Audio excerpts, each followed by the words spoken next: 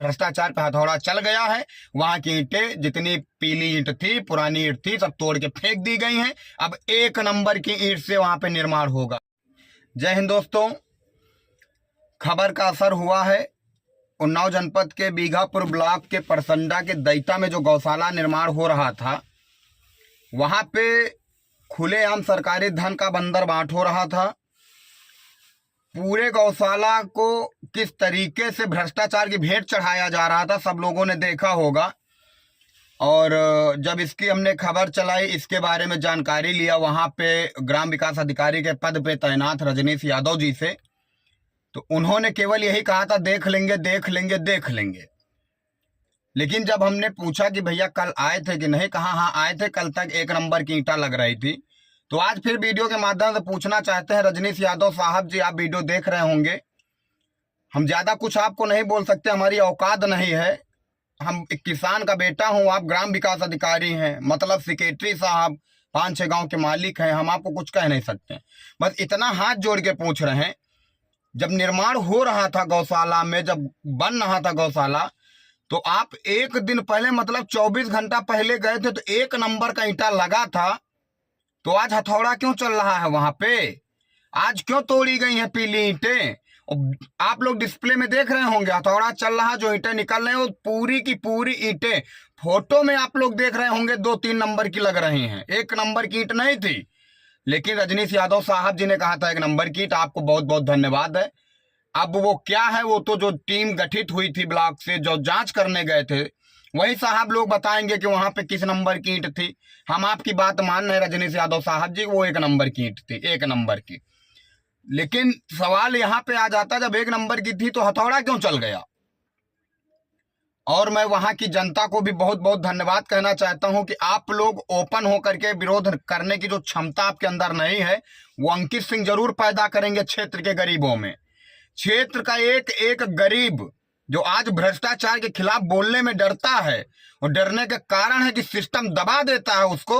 आज एक एक गरीब के अंदर का इस डर को अगर मैंने ना मार दिया, तब कहना। हमारा एक सपना है कि हर एक गरीब अपने हक के लिए बोलेगा, मतलब बोलेगा। दुनिया की कोई ताकत नहीं रोक सकती। गलत का विरोध होगा तो होगा, और जिस भाषा में समझोगे उसमें समझाएंगे। ये हम नहीं कह रहे हैं, रजनीश यादव साहब जी, हम नहीं कह रहे हैं, ये योगी बाबा बोलते हैं कि जिस भाषा में समझोगे उसी में समझाएंगे।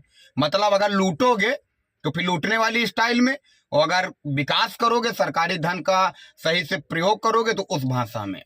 उस दिन हम मानते हैं मेरी गलती थी, मैं अग्रेसिव बोला था। मैंने सुबह भी वीडियो में बताया, मैं अग्रेसिव बोला था।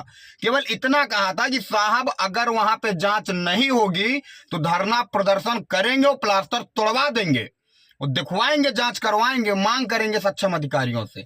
लेकिन आपको नाराज हो गए थे, आपने मुझे चैलेंज दे दिया था कि तुमको जो करना कर लीजिए। तो आपका चैलेंज एक मैं क्षत्रिय होने के नाते कबूल करता हूं रजनीश यादव साहब जी, और मैं प्रयास करूंगा आपके क्षेत्र में जितना भी विकास की गंगा बही है, जरूर उसको पब्लिक को दिखाऊंगा, समाज के लोगों को दिखाने का प्रयास करूंगा। आपका चैलेंज मैं सर झुका के एक्सेप्ट करता हूं। आपने कहा है ना कि जो करना हो कर लीजिए, जरूर कुछ ना कुछ, केवल भ्रष्टाचार की पोल हम खोल सकते हैं। हमारी इतनी औकात नहीं कि कुछ कर लें, केवल बस क्या है, चिल्ला देंगे। लेकिन रजनीश यादव जी, ये आजाद भारत की आजाद धरती है, बैसवारा की जन्मभूमि है। यहाँ पे बहुत सारे माताओं के बेटों ने अपनी जान की कुर्बानी 20-20 साल, 25-25 साल की उम्र में दे दिया था। उसका कारण केवल यह है कि हमारा बैसवारा की पहचान भ्रष्टाचारियों के नाम से नहीं, हमारे बैसवारा की पहचान वीरों के नाम से होना चाहिए। और उसी धरती पे अंकित सिंह भी पैदा हुए हैं। तो डरना तो साहब, हम पैदा ही हुए थे तो डर लेके नहीं आए थे साहब जी, रजनीश यादव साहब जी। और चैलेंज वैलेंज मत करा करिए हमको, हम रात में जग जाएंगे ना साहब, तो बहुत सारी जगह हथौड़ा चल जाएगा, समझ रहे हैं ना। और मैं वीडियो साहब जी को बहुत बहुत धन्यवाद दे रहा हूं कि 24 घंटे के अंदर आपने टीम को गठित करके उसकी जांच करवाई है और भ्रष्टाचार पे हथौड़ा चलवा दिया है आपने। इसके लिए बहुत बहुत धन्यवाद है आपका। मैं हमेशा बोलता हूं कि आप जैसा अधिकारी नहीं देखा है। इसका कारण है कि खबर को संज्ञान में लेकर के वीडियो साहब ने आज तक चैलेंज नहीं किया। वीडियो साहब ने आज तक अग्रेसिव नहीं बोले। वीडियो साहब ने आज तक ये नहीं कहा तुम अंकित सिंह ये वीडियो खबर क्यों बना रहे हो। उन्होंने यही कहा नहीं ठीक है मैं जांच कराता हूं, ठीक है मैं अंकित कार्रवाई करता हूं।